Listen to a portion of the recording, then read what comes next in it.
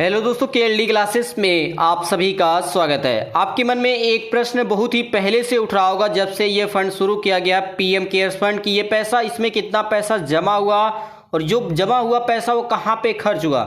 ये कई बार विपक्षी पार्टियों ने, चाहे वो कांग्रेस हो या दूसरी कोई पार्टी हो, सभी ने प्रश्न उठाया कि ये पैसा जो जमा किया जा रहा है ये कहाँ खर्च हो रहा है और कितना पैसा जमा हुआ।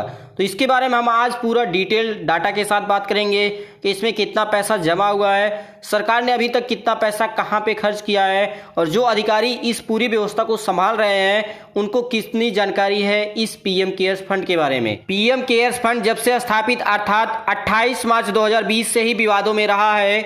सबसे पहला विवाद तो इसी बात पर हुआ कि जब पहले से ही प्राइम मिनिस्टर का नेशनल रिलीफ फंड, जिसे हम PMNRF कहते हैं, इसके पहले जो 1948 में बनाया गया था, वो पहले ही हमारे पास, हमारे देश में मौजूद है। तो दूसरे राहत फंड की जरूरत क्या थी? प्राइम मिनिस्टर के citizen assistance and relief in emergency situation, या फिर जिसे हम पीएम केयर्स फंड के नाम से जानते हैं, में शुरुआती दिनों की तुलना में अब फंड कम आ रहे हैं। सरकारी अधिकारियों के अनुसार 28 मार्च को कोविड-19 महामारी में मदद के लिए लॉन्च किए गए इस फंड ने पहले सप्ताह में करीब 6500 करोड़ रुपए कमाए थे और बाकी अगर 2 महीने के देखा जाए, जैसे पहले सप्ताह के बाद की बात किया जाए, तो मात्र 2 महीने में, पिछले 2 महीने में 3500 करोड़ रुपए इसमें आया है। तो इस तरह से अगर आप देखेंगे तो एक वरिष्ठ अधिकारी ने बताया, जो सरकारी अधिकारी, उन्होंने बताया कि इस तरह से टोटल अब तक देखा जाए तो करीब 10,000 करोड़ रुपया इस पीएम केयर्स फंड में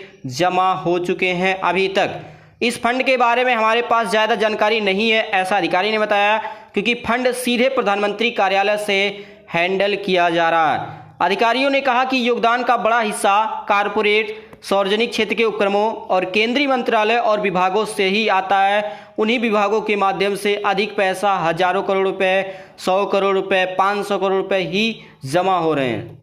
बिजली और नई नवीनीकरण ऊर्जा मंत्रालयों के तहत केंद्रीय सार्वजनिक क्षेत्र के उद्यमों ने 3 अप्रैल तक 925 करोड़ रुपए का योगदान दिया था, जबकि ONGC, IOC, भारत पेट्रोलियम सहित सार्वजनिक क्षेत्र की तेल कंपनियों ने अप्रैल तक 100 करोड़ रुपए से अधिक का योगदान दिया था। रसायन एवं उर्वरक मंत्रालय ने लगभग 1 अप्रैल को 32 करोड़ रुपए का दान दिया।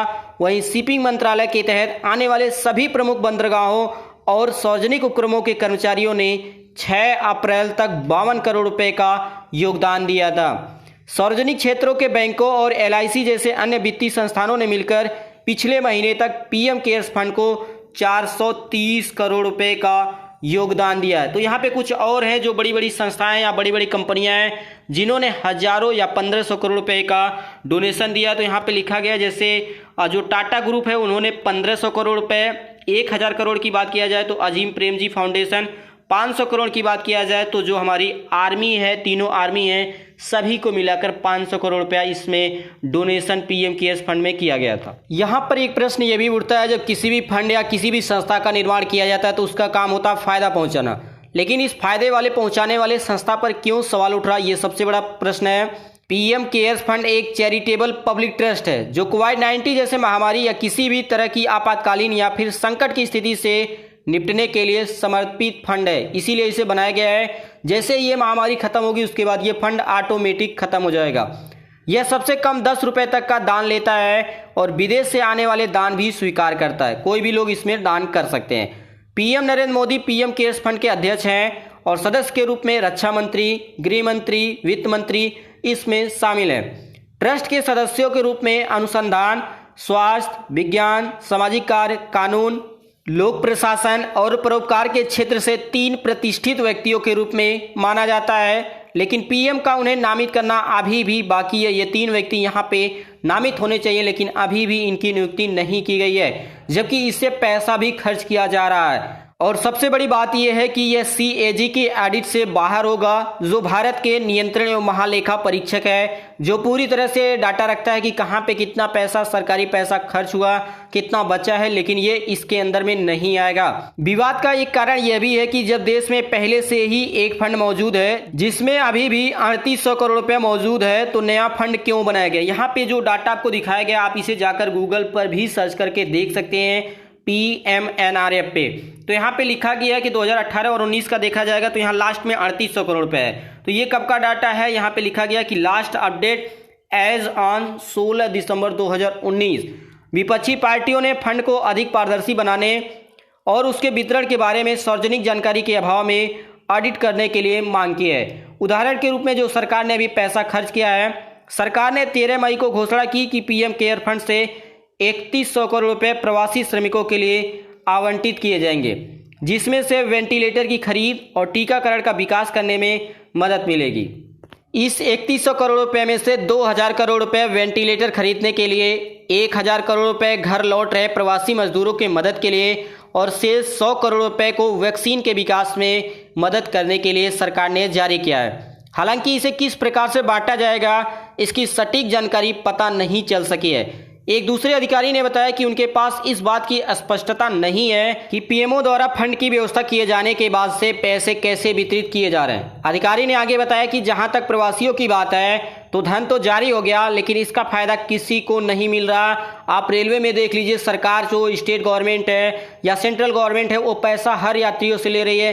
तो ऐसे में ये जो पैसा जारी किया गया है यात्रियों के लिए, प्रवासियों के लिए, तो उन्हें कहाँ फायदा मिल रहा है। इसके बाद इस समय पीएमओ ऑफिस संभाल रहे अतिरिक्त महानिदेशक वी रवि रामकृष्णन के पास से जब जानकारी मांगी गई तो इन्होंने सीधे इनकार कर दिया।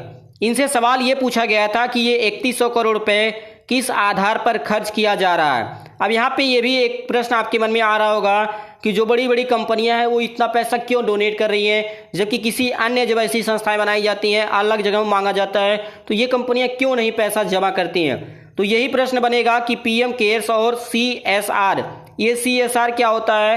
Corporate social responsibility. केंद्र सरकार ने पहले ही कहा था कि पीएम केयर्स फंड में योगदान कारपोरेट सामाजिक उत्तरदायित्व के आधार पर किया जाएगा। कारपोरेट मामलों के मंत्रालय ने मंगलवार को कंपनी अधिनियम के तहत सीएसआर गतिविधियों की सूची में इसे जोड़ने के लिए एक औपचारिक अधिसूचना जारी किया है।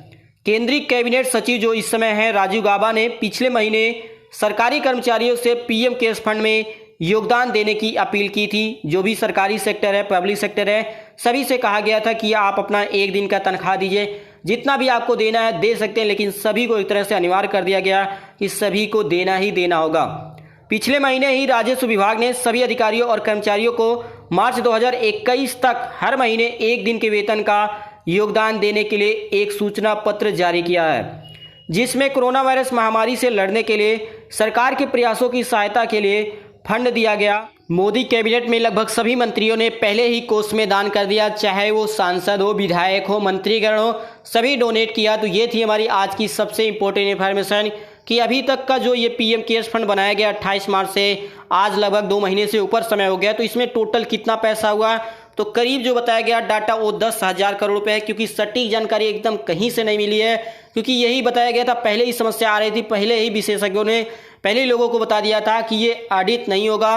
और जब कोई भी चीज़ ऑडिट नहीं होता, सीएजी के अंतर्गत नहीं आता है, तो उसके बारे में आप इन्फॉर्मेशन नहीं पाएंगे जब तक उस डिपार्टमेंट से वो इन्फॉर्मेशन नहीं दी जाए। इससे आप आरटीआई के माध्यम से भी जानकारी नहीं प्राप्त कर सकते हैं। तो ये थी हमारी आज की सबसे इंपॉर्टेंट इन्फॉर्मेशन। इसी प्रकार से बने रहिए, जैसे ही कोई इन्फॉर्मेशन आएगी मैं आप सभी को जरूर सूचित करूंगा। इसी प्रकार से बने रहने के लिए आप सभी दोस्तों का KLD क्लासेस की ओर से धन्यवाद।